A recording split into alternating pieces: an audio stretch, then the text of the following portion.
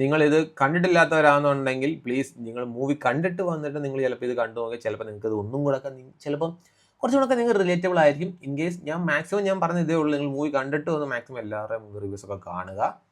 അല്ലാതെ കണ്ടാലും കുഴപ്പമൊന്നുമില്ല, എന്തായാലും സ്പോയിലേഴ്സും കാര്യങ്ങളൊന്നും ഇല്ലല്ലോ. Hey guys, welcome back to our channel guys. അപ്പം കൂലി മൂവി അങ്ങനെ ഇന്ന് ഇറങ്ങിയിട്ടുണ്ടായിരുന്നു. ഫസ്റ്റ് ഡേ ഫസ്റ്റ് ഷോ ഫാൻസുകാരുടെ കൂടെ ഇരുന്ന് പടം നമ്മൾ ഫസ്റ്റ് ഡേ ഫസ്റ്റ് ഷോ കണ്ടിട്ടുണ്ടായിരുന്നു guys. Directed by Lokesh Kanagaraj ആണ് പടം ഡയറക്റ്റ് ചെയ്തേക്കുന്നതും സ്ക്രീൻ പ്ലേ എഴുതിയേക്കുന്നതും സ്റ്റോറിയും പുള്ളിക്കാരൻ്റെ തന്നെയാണ്.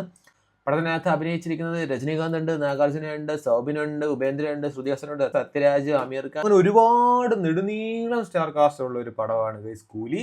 പടത്തിന്റെ സിനിമാറ്റോഗ്രാഫി ചെയ്തിരിക്കുന്നത് ഗിരീഷ് ഗംഗാധരനാണ്. ഇതിന്റെ മ്യൂസിക് ചെയ്തിരിക്കുന്നത് റോക്ക് സ്റ്റാർ അനിരുദ്ധ് ആണ്. സോ കമ്മിങ് ടു ദ മൂവിയെ പറ്റി പറയാനാണെങ്കിൽ ഗൈസ്, എനിക്ക് പേഴ്സണലി ഇതൊരു ആവറേജ് പടം. ചിലവർക്ക് ഇത് ബിലോ ആവറേജ് പടമാണ്, ചിലവർക്ക് ഇത് ആവറേജ് പടം എന്നെ പോലെ തന്നെ, ചിലവർക്ക് ഇത് ബ്ലോക്ക് ബസ്റ്റർ മെഗാ ഹിറ്റ് ഡിംബ്ലോസ്കി പടമായിരിക്കും. എനിക്കൊരു ആവറേജ് പടമാണ് ഗൈസ്. എന്തുകൊണ്ടെന്ന് ചോദിച്ചാൽ സീരിയസ്ലി നമുക്ക് ഇതിൻ്റെ ഓരോ updation, trailer, teaser, any kind of things നമുക്ക് അപ്ഡേഷൻ വരുമ്പോൾ ഭയങ്കര ഹൈപ്പായിരുന്നു. അത് തന്നെയാണ് ആക്ച്വലി ഇതിൻ്റെ ഏറ്റവും വലിയ പ്രശ്നം. കാരണം ഞാൻ പേഴ്സണലി ഒരുപാട് എക്സ്പെക്റ്റേഷൻ, ഭയങ്കര പ്രതീക്ഷയിലാണ് ഈ പടം കാണാൻ പോയത്. എൻ്റെ പൊന്നടാ, ഒരുപാട് സ്റ്റാർ കാസ്റ്റാണ്. ഈ സ്റ്റാർ കാസ്റ്റുകൾക്ക് വേണ്ടിയിട്ട്, അതായത് കഥയ്ക്ക് വേണ്ടിയിട്ട് ആൾക്കാരെ കാസ്റ്റ് ചെയ്യുമല്ലായിരുന്നു, കാസ്റ്റ് ചെയ്ത ആൾക്കാർക്ക് വേണ്ടിയിട്ട് കഥ ഉണ്ടാക്കിയതുപോലായിരുന്നു. കാരണം അവിടുന്ന് ഇവിടുന്ന് എങ്ങനെയൊക്കെയോ എന്തൊക്കെയോ ലാസ്റ്റ് കൊണ്ട് ഒപ്പിച്ചു എന്നുള്ള രീതിക്കാണ് പടം മൊത്തത്തിൽ പോയത്. സീരിയസ്ലി ഞാൻ പറയാം, എനിക്കും അങ്ങനെയാണ് ഫീൽ ചെയ്തത്. ഒരു കാര്യം, പടം LCU അല്ല ഗൈസ്. LCU അല്ലാത്തത് കൊണ്ട് അതൊരു ഒരു ആശ്വാസമുണ്ട്. ലാസ്റ്റ് ആയപ്പം ഡ്രഗ്സിൻ്റെയും കുറച്ച് കാര്യങ്ങളൊക്കെ വന്നപ്പോൾ ഞാൻ വിചാരിച്ചു എൻ്റെ പൊന്നടാവേ LCU കൊണ്ട് നിർത്തിയെന്ന്.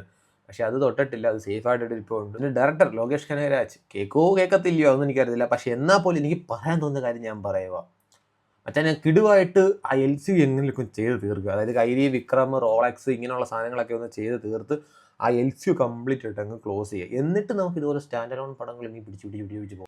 എന്ത് പറ്റിയെന്ന് അറിയത്തില്ലടേ, എന്ത് പറ്റുന്നൊരു പിടുത്തമില്ല. കാരണം മാസ്റ്റർ, ലിയോ, വിക്രം, കൈരി ഒക്കെ ചെയ്ത ഒരാൾ ചെയ്ത പടമാണെന്ന് പറയത്തില്ല. കാരണം മൊത്തത്തിൽ എവിടേക്കോ ഒരു മിസ്സിങ് ആണ് ഗൈസ്. രജനീകാന്തിൻ്റെ ഇൻട്രോ സീൻ തൊട്ട് തന്നെ പുള്ളിക്കാരന് ഒരു കശാപ്പുകാരൻ്റെ ഇൻട്രോ ആക്കി കളഞ്ഞതേ പുള്ളിക്കാരൻ്റെ.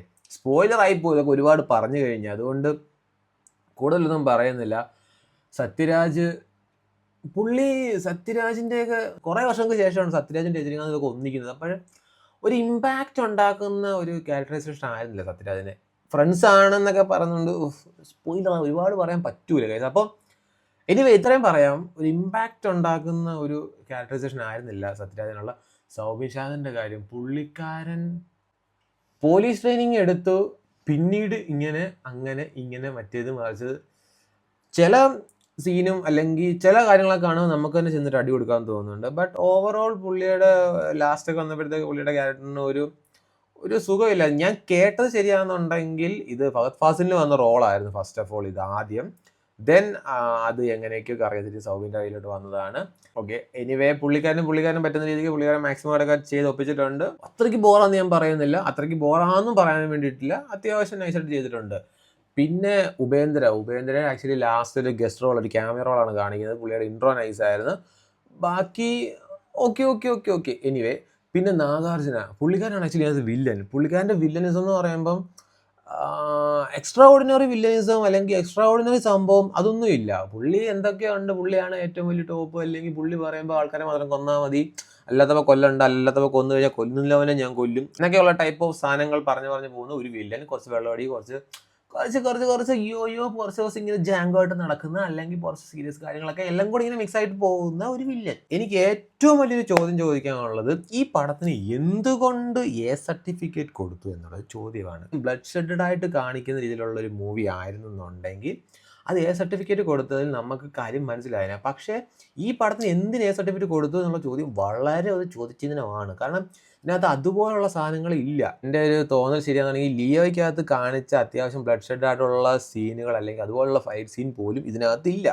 Then why they give a certificate to this movie. ഒരു സ്പോയിലർ വീഡിയോ എന്തായാലും ഇതിനു വേണ്ടി ചെയ്യണം, കാരണം കുറച്ച് സാധനങ്ങൾ ഡീറ്റെയിൽ ആയിട്ട് ഓപ്പൺ ആയിട്ട് പറയാനുണ്ട്. പിന്നെ അമീർ ഖാൻ്റെ കാര്യം, അമീർ ഖാൻ ഉയ്യോ ഒരു കാര്യത്തിൽ ഭയങ്കര ആശ്വാസമുണ്ട്, ആ ഒരു കാര്യത്തിൽ എനിക്ക് ഭയങ്കര സന്തോഷമുണ്ട്. അമീർ ഖാനെ കൂടെ ഒരു തമിഴ് വേറെ ആളെ കൊണ്ട് ഡബ് ചെയ്തൊരു പറയിച്ചില്ല, കാരണം അമീർ ഖാൻ തന്നെ കഷ്ടപ്പെട്ട് എങ്ങനെയൊക്കെ കുറച്ച് തമിഴ് പറഞ്ഞ് ബാക്കി കംപ്ലീറ്റ് പുള്ളി ഹിന്ദി തന്നെ സംസാരിച്ചത്. അതിലെനിക്ക് ഭയങ്കര സന്തോഷമുണ്ട്, ഭയങ്കര സാറ്റിസ്ഫാക്ഷൻ ഉണ്ട്. കാരണം ഞാൻ പ്രതീക്ഷിച്ചുകൊണ്ടിരുന്നത്, അല്ലെങ്കിൽ എൻ്റെ മൈൻഡിൽ പൊക്കോണ്ടിരുന്നത് ആമീർ ഖാൻ അഭിനയിക്കുന്നു, ബാക്ക്ഗ്രൗണ്ടിൽ വേറൊരാൾ തമിഴ് ഡബ് ചെയ്യുന്നു, ഞാൻ അങ്ങനെയൊക്കെ വിചാരിച്ചുകൊണ്ടിരുന്നത്. സോ എനിവേ അങ്ങനെയൊന്നും അല്ല. വിക്രത്തിലെ റോളക്സിനെ പോലെ അല്ലെങ്കിൽ റോളക്സിനെ കടത്തി വെട്ടി അത്രയ്ക്ക് കൊടൂരമായിട്ടുള്ള വില്ലനീസും കാര്യങ്ങളോ ഒന്നും അമീർ ഖാൻ്റെ ഭാഗത്തൊന്നുമില്ല. അമീർ ഖാൻ വന്നു, ഒരു ചെറിയൊരു സാധനം ചെയ്തു, അത് പോയി പുള്ളി പുള്ളിയുടെ രീതിക്ക് പുള്ളി അഭിനയിച്ച് നൈസാക്കിയിട്ട് പോയിട്ടുണ്ട്. ബട്ട് ഭയങ്കര ഭയാനകമായുള്ള ഒരു സാധനങ്ങളോ അതിനകത്തില്ല, അത് നിങ്ങൾ പ്രതീക്ഷിച്ച് പോയേ വേണ്ട. പിന്നെ ഞാൻ പറഞ്ഞില്ല, പടം നമുക്ക് എന്തുകൊണ്ട് ബോറടിക്കത്തില്ല അല്ലെങ്കിൽ ബോറടിക്കുന്നില്ല എന്ന് ചോദിച്ചാൽ, ഓഫ് കോഴ്സ് തലൈവറുടെ സ്വാഗ്, അനിരുദ്ധിൻ്റെ മ്യൂസിക്, ഇത് രണ്ടും കൂടെ വരുമ്പോഴത്തേക്ക് നമുക്ക് ബോറടിക്കത്തില്ല ആ ഒരു കാര്യത്തിൽ. പക്ഷെ നമ്മൾ കൂടുതൽ ഡീറ്റെയിൽ ആയിട്ട് നോക്കിക്കഴിഞ്ഞാൽ നമുക്ക് ഇതുപോലുള്ള കുറേ മിസ്റ്റേക്കുകൾ നിങ്ങളൊക്കെ കാണാം. എനിവേ പേഴ്സണൽ ഒപ്പീനിയനാണ് ഗൈസ്, ഇത് തികച്ചും എൻ്റെ പേഴ്സണൽ ഒപ്പീനിയനാണ്. വൺ ടൈം വാച്ചബിൾ മൂവിയാണ് എനിക്ക് പേഴ്സണലി തോന്നിയത്. ഇഫ് നിങ്ങളിത് കണ്ടിട്ടില്ലാത്തവരാണെന്നുണ്ടെങ്കിൽ പ്ലീസ് നിങ്ങൾ മൂവി കണ്ടിട്ട് വന്നിട്ട് നിങ്ങൾ ചിലപ്പോൾ ഇത് കണ്ടു നോക്കി, ചിലപ്പോൾ നിങ്ങൾക്ക് ഇത് ഒന്നും കൂടെ ചിലപ്പം കുറച്ചും കൂടെ നിങ്ങൾ റിലേറ്റബിൾ ആയിരിക്കും. ഇൻ കേസ് ഞാൻ പറഞ്ഞ ഇതേ ഉള്ളൂ, നിങ്ങൾ മൂവി കണ്ടിട്ട് വന്ന് മാക്സിമം എല്ലാവരുടെയും മൂവി റിവ്യൂസൊക്കെ കാണുക. അല്ലാതെ കണ്ടാലും കുഴപ്പമൊന്നുമില്ല, എന്തായാലും സ്പോയിലേഴ്സും കാര്യങ്ങളൊന്നും ഇല്ലല്ലോ. സോ ഗൈസ്, അപ്പോൾ അതാണ് രജനീകാന്ത് അല്ലെങ്കിൽ നമ്മുടെ തലൈവർ അഭിനയിച്ച കൂലി മൂവി. വൺസ് അഗൈൻ ഞാൻ പറയുകയാണ്, എങ്ങനെയെങ്കിലുമൊക്കെ LCU ഒന്ന് തീർക്കുക, ദെൻ ഇതുപോലെ സ്റ്റാൻഡ് അലോൺ മൂവീസൊക്കെ ചെയ്യുക.